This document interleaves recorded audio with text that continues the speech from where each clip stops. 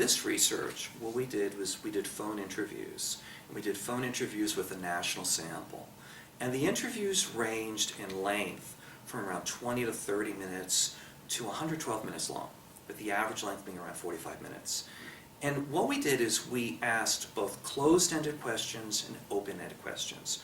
Closed-ended questions would be questions like, do you consider a man and a woman who are unmarried a family? Yes or no? The closed-ended question. But we also asked open-ended questions. Why do you think they count as a family? Or why do you think they don't count as a family?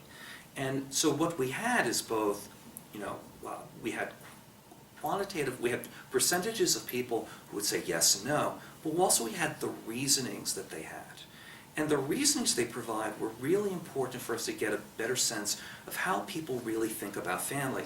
And it also gave us a better sense of how much confusion people have in their definitions of family, and how much confusion they have about just simple terms.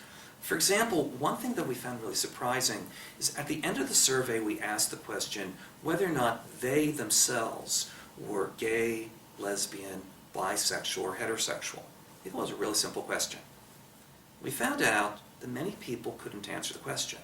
Not that they refused to answer the question. They couldn't answer the question. People would say things like, I'm none of those things. Or people would say, I don't know which one it is. I'm a man, I like women, so which one is that? One person said, I'm Italian, I like women, so whichever one it is, that's what I am. One woman said, well, I'm a woman, I'm married to a man, so that makes me bisexual.